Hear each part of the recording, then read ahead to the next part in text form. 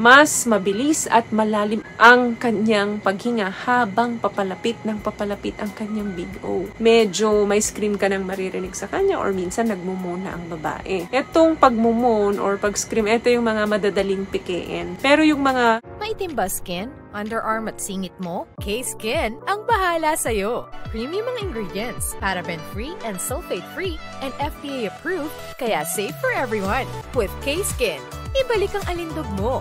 Huwag nang magpahuli.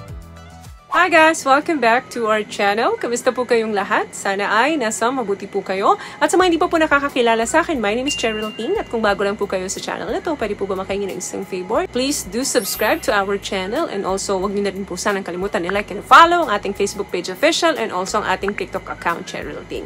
Maraming salamat po. And for today's videos, another requested video po ang sabi niya is, Miss Che, tanong ko lang po ulit.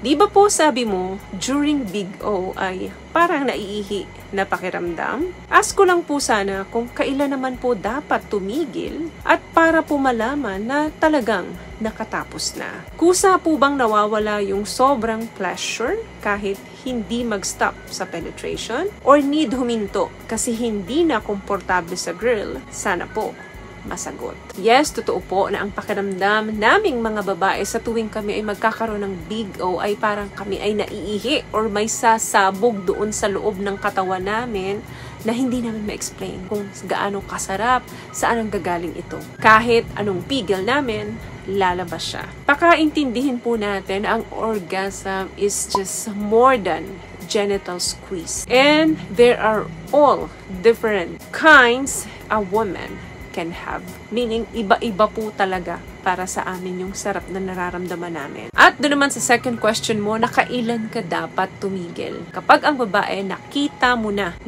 nakatapos talaga ito, pwede ka nang tumigil. Pero tandaan din na may mga kababaihan po at malaking porsyento ito na kayang magkaroon ng multiple Big O. Meaning, pagkatapos ng isa, in just a matter of few minutes or minsan few seconds, eto na naman. Yan po ang tinatawag na refractory period. Mas maikli po ang refractory period naming mga kababaihan kesa sa inyong mga kalalakihan. Kung kami kaya namin sa loob lamang ng konting minuto, kayang-kaya namin uli ng pangalawang orgasm. As long na tama ang iyong hagod, tama ang iyong ginagawa, at laging basa ang babae. Pero ang mga kalalakihan, kailangan pahingaan muna ito ng ilang minuto. Depende sa edad ng lalaki. Bago uli masundan sa pangalawang round. So, nasa sa inyong dalawa yan kung kailan mo gustong tumigil. Pero kung nakikita mo ang babae ay nagdadry na at medyo hindi na siya komportable sa ginagawa mo sa kanya, that's the time na pwede ka nang tumigil. Doon sa panghuling tanong mo, kung paano malalaman na nakatapos talaga ang babae, unang titingnan mo dyan ay yung kanyang physical reactions. Kapag nagkakaroon po ng Big O ang babae, nag-i-increase ang blood flow niyan sa lahat ng erogenous zone. Kasama dyan ang aming nipple, ang aming genitals, lahat-lahat. So that means, nakikita mo yung pagpipinkish ng skin namin, ng face namin, lalo na kung medyo maliwanag nyo itong ginagawa. Hindi yan napipeke. What I love about this product, itong No More Dark Secret ng K-Skin, bukod sa may advanced whitening na siya, na kung saan pwede niyang matulungan na pumuti yung mga singit-singit mo, moisturizing, meron siyang anti-irritation, antibacterial, maintain healthy pH level. Hindi lang pambabae, meron din po tayong pang-lalaki. Pangalawang, dapat mong tingnan yung kanyang body contraction. May mga contractions or tremors na nagaganap sa katawan naming mga babae kapag kami ay nagkakaroon ng Big O. At kapag hindi nyo ito itinitigil, lalong nanginginig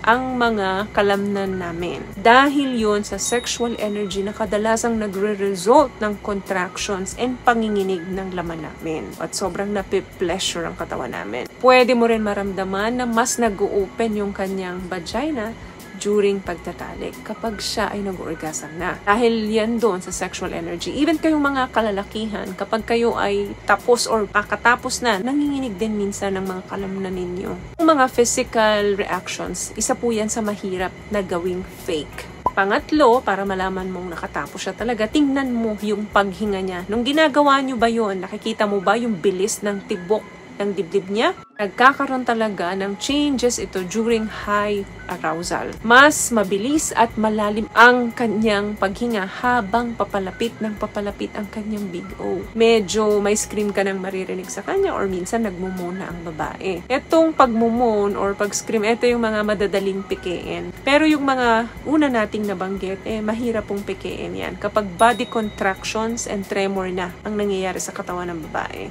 So, yan ay ilan lamang sa signs na naging successful na napatapos mo yung babae. And last, sa tanong mo kung sabang nawawala. Yung sobrang pleasure ng babae kahit na hindi ka tumigil sa penetration. May mga babae na nag-enjoy talaga during may penetration na nangyayari. Pero may mga babae din naman na hindi talaga comfortable kapag may penetration. Kung siya ay nag-enjoy dito sa pagpasok ng iyong are, at yun ang dahilan kung bakit siya nagkaroon ng Big O. Habang pinapasok mo, tuloy-tuloy din po magbibig O ang babae. Like what I've said, tuloy-tuloy po or kaya po ng babaeng magkaroon ng multiple Big O. So hanggat nandyan sa loob yan at basa ang babae, hindi siya nagda-dry dahil may konting irritation and discomfort feeling kapag nag-dry na ang babae, dahilan kung bakit mawawala na yung pleasure na nararamdaman niya. So as long na nag-wet ang babae at doon ang dahilan kung bakit siya nag-Big O dahil nandoon si Junjun sa loob, hindi magsa-stop yung sarap na nararamdaman ng babae. Ang magiging problema lang dyan ay kapag sumuko na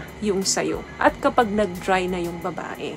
Pag gano'n na ang nangyari, kailangan mo nang huminto kasi posibleng hindi na komportable ang kapartner mo. So, may natutunan ka ba sa mga tips na pag-usapan natin ngayon? At kung nagustuhan mo ang ating video, please give it a thumbs up, comment down below, and also share this video na rin po sa mga kaibigan sa tingin nyo matutulungan ng video natin. Once again, palagi po kayong mag-iingat at palagi po kayong manalangin. See you guys on my next video. Always love yourself and be a blessing. Bye!